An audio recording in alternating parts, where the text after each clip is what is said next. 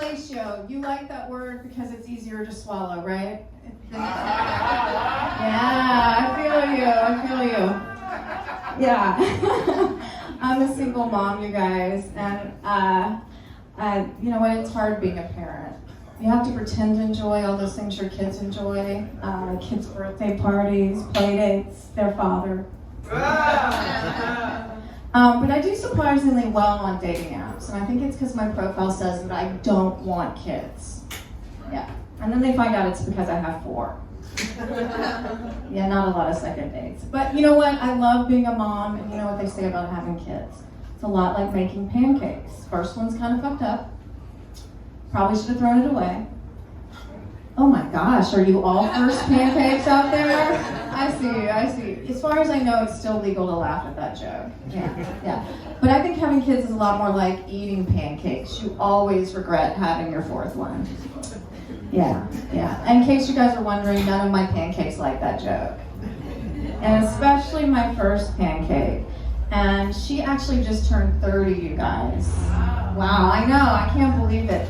And I felt like it was about time as her mom, I sat her down and gave her some real motherly advice. So I was like, honey, it's about time you started lying about your age so that I don't have to quit lying about mine. Yeah, motherly advice. He brought up, fellatio, and that word is easier to swallow, and it probably would have been for me too. That my youngest, that 4th pancake, came up to me the other day and was like, my sex ed teacher taught us what a blowjob is and showed us pictures. And I was like, what? I mean, I didn't know Pornhub was like required reading and yeah, in 6th grade. Things have really changed. I mean, like I'm all for sexual education, but I don't think like they need to know how to do a threesome, in 6th grade. I guess 12 in LA is like 30 anywhere else. I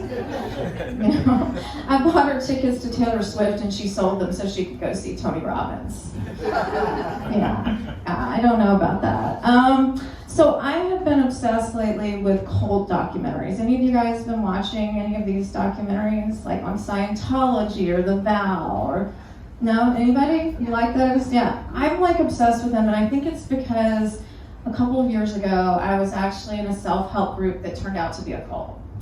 But you know what? In my defense, I was at a really low, vulnerable point in my life. It's called a sexless marriage.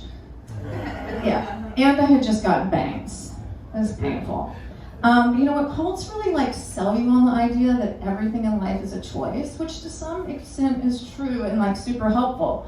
Like on the one hand, I could choose to have a better relationship with my family, but on the other hand, my stepmom did call me a bitch. But you know what? The cult I was in didn't have any real crazy sex stuff going on, and I was kind of like, that sucks, because if you're gonna waste a couple years of your life, you should at least get laid, right?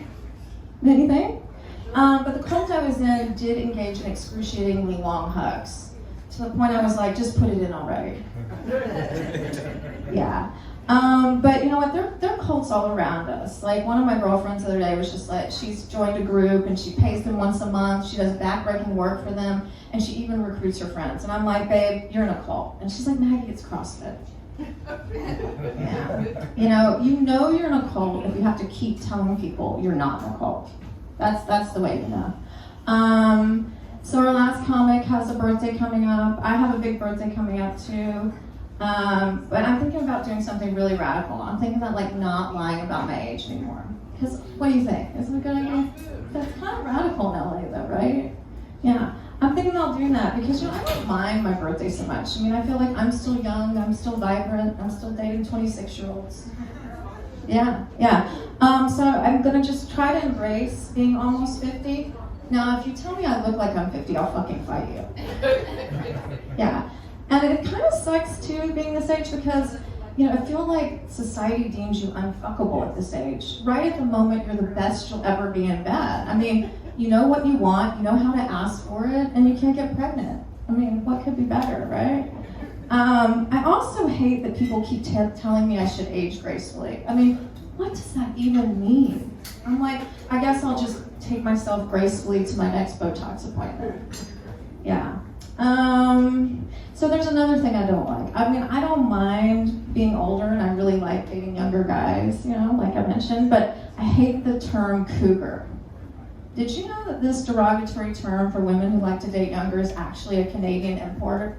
That's right, it comes from the same place as Wayne Gretzky and maple syrup, but it's not nearly as sweet. I mean, the reason I hate it is implies that we're desperate and predatory, which we are, but that is not the point. The point is there's not an equally derogatory term for men who like to do this. I mean, what do you call a man who likes to date younger? A Mormon? Leonardo DiCaprio? Daddy? I don't know. Oh man, he was mentioning dating apps before. You know what? That was the one thing about the pandemic I loved. It gave me an excuse to give up on dating apps because I really hate them. I feel like they've turned people into the equivalent of fast food. They're not good for you, but they're hot and available right now. Like this one guy I dated, he was just like Chick-fil-A, warm, delicious, but my gay friends were not having it. And this other guy, I mean, he was just like Subway, a foot long, but kind of weird with my kid. I guess nobody's a Jerry fan out there, huh? Not these days. And the last guy, I mean, he was truly a happy meal. He left a smile on my face, but the toy was the best part. Always is, right? Did you guys know in the Chinese calendar that last year was Year of the Cougar, Tiger, but that this year in the Chinese calendar is Year of the Water Rabbit? Did you guys know this, ladies? I couldn't believe it when I heard that. I was like, I ran to my bedside table and I was like, babe, it's your year. If you don't know what a water rabbit is, ask a lady in here who looks very content. She'll tell you. Thank you guys very much. I'm Maggie Hyde.